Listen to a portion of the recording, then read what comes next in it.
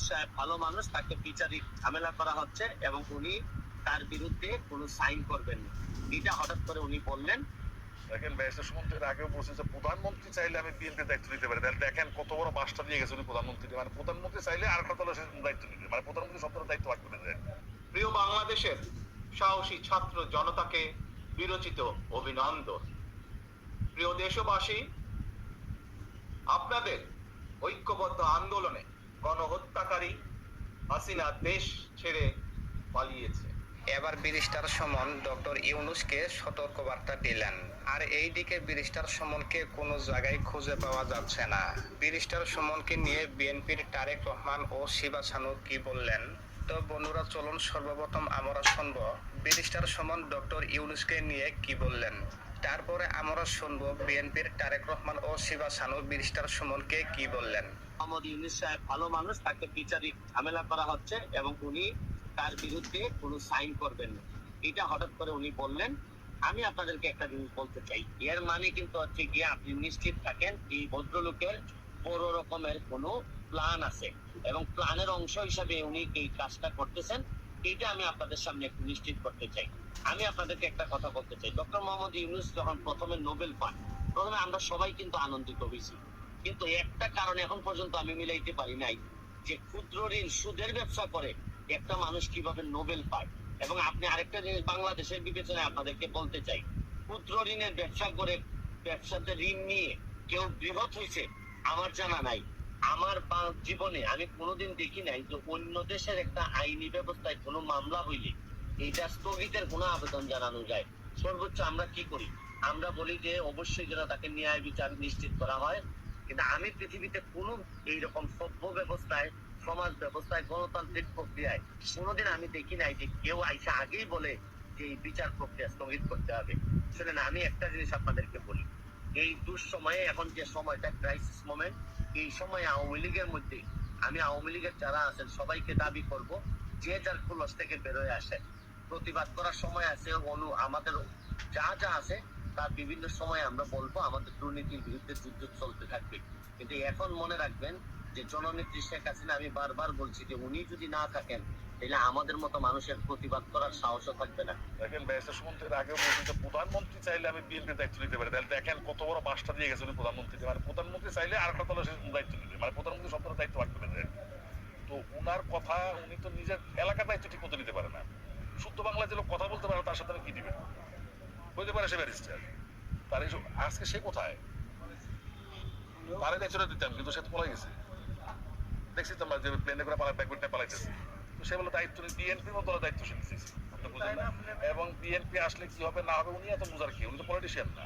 ইতিহাস সম্বন্ধে কম জানেন, উনি 52 ইতিহাস জানেন না, 69 ইতিহাস জানেন না, উনি আমাদের 71 মুক্তিযুদ্ধের ইতিহাস জানেন না, উনি স্বৈরাচার বিরুদ্ধে এরশাদ আন্দোলনের ইতিহাস জানেন না। জানলে উনি এই কথা বলতে পারতেন না। সমস্ত আগে নেতৃত্ব ছাত্ররাই দিচ্ছে এবং ছাত্র নেতৃত্ব দিয়েই এক একটা এই অপশক্তিগুলো বিদায় করছে, তাদের অধিকার প্রতিষ্ঠা করছে।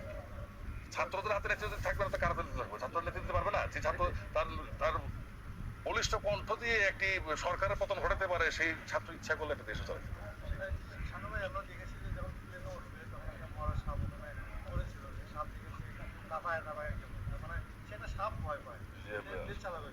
একটা কথা শুনছি না যে ওই যে চুন খেয়ে মুখ খুলে দই দেখলে ভয় লাগে, হইলো যে ওই অপরাধী কিন্তু গ্রামের চোখে দেখলে ভয় পায়, মানে চোখে তারা অ্যারেস্ট করবে, এই একটা ব্যাপার। মরার সাথে তারা ভয় পাবে, এত অপরাধ, এত দুর্নীতি, এত লুটপাট, শেষের মনে কি নেই। এর সাথে সাথে হেরিয়ার গাড়ি বদলে ফেলছে, 90 লাখ টাকা হেরিয়ার গাড়ি কিনছে, আবার সে আবার সেটা প্রচার করে সোশ্যাল মিডিয়া দেখাচ্ছে সে ভালো লোক। আজব ব্যাপার।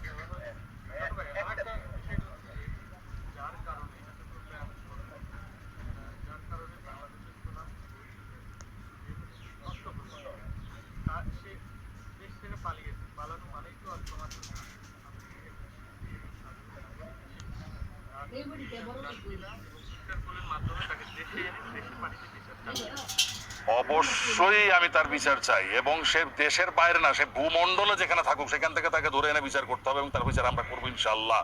ইন্টারপোলের মাধ্যমে আনি আর আন্তর্জাতিক আদালতে তার নামে মামলা দিয়ে পারি। সে গণহত্যা করছে হিসেবে তার নামে আন্তর্জাতিক আদালতে মামলা হয়, যেহেতু সে গণহত্যা পরিচালক, গণহত্যার নির্দেশ। হ্যাঁ, সে গণহত্যা চালাইছে এবং গণহত্যার কারণে তার আন্তর্জাতিক আদালতে বিচার হইতে পারে, তার নামে মামলা হওয়া যায়। তো পৃথিবীর কোথাও থাকলে সে বাঁচতে পারবে না, তাহলে মামলা ফেস করতেই হবে।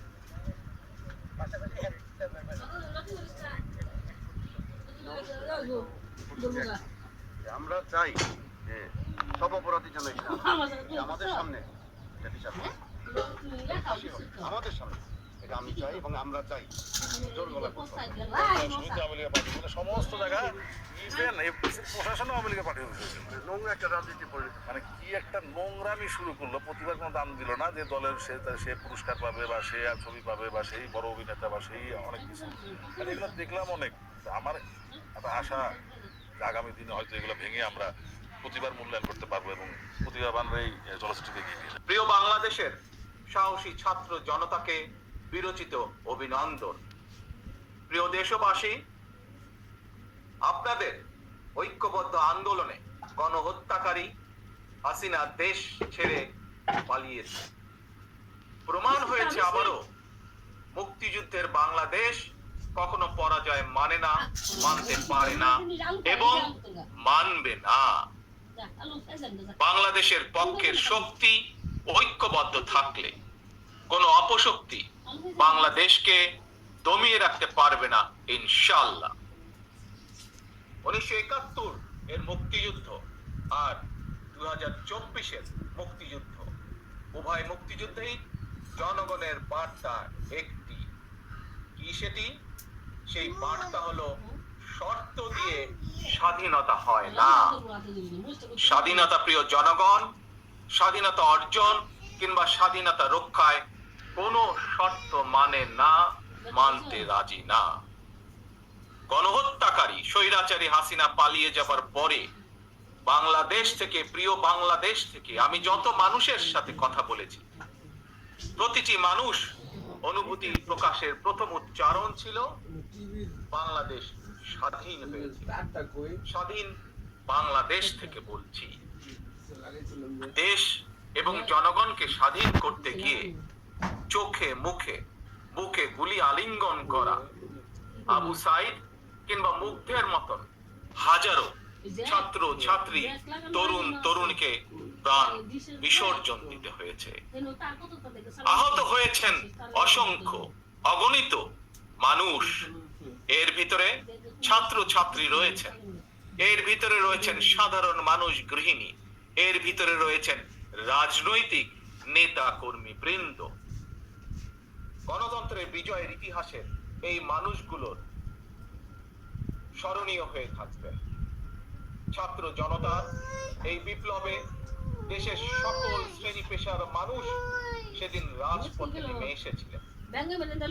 গণতন্ত্রের পক্ষে রাজনৈতিক দলের নেতাকর্মীদের পাশাপাশি একজন মা যেমন তার সন্তানকে কোলে নিয়ে সেদিন রাজপথে সামিল হয়েছিলেন, একইভাবে শিক্ষক, সাংবাদিক, বুদ্ধিজীবী, সাংস্কৃতিক কর্মী, শ্রমিক সহ সকল শ্রেণী পেশার মানুষ সেদিন রাজপথে নেমে এসেছিলেন। 52, 71 কিংবা 90 এর মতন দেশের ছাত্র সমাজ বিজয়ের নতুন আরেকটি অমর ইতিহাস রচনা করেছেন। ছাত্র জনতার ঐক্যবদ্ধ বিপ্লবের মধ্যে দিয়ে 2024 সালের 5ই আগস্ট বাংলাদেশ দেখেছে আরেকটি বিজয়। আমি বিএনপি সহ গণতান্ত্রিক আমি প্রতিটি রাজনৈতিক দলের পক্ষ থেকে দলমত নির্বিশেষে অভিনন্দন জানাই বাংলাদেশের বীর। বন্ধুরা, যদিও ব্যারিস্টার সুমনকে খুঁজে পাওয়া যাচ্ছে না, এই নিয়ে আপনাদের কি মন্তব্য অবশ্যই কমেন্ট বক্সে কমেন্ট করতে ভুলবেন না। আর হ্যাঁ, আমার চ্যানেলে নতুন হয়ে থাকলে চ্যানেলটি সাবস্ক্রাইব করে রাখুন পরবর্তী নতুন কোনো আপডেট ভিডিও পাওয়ার জন্য।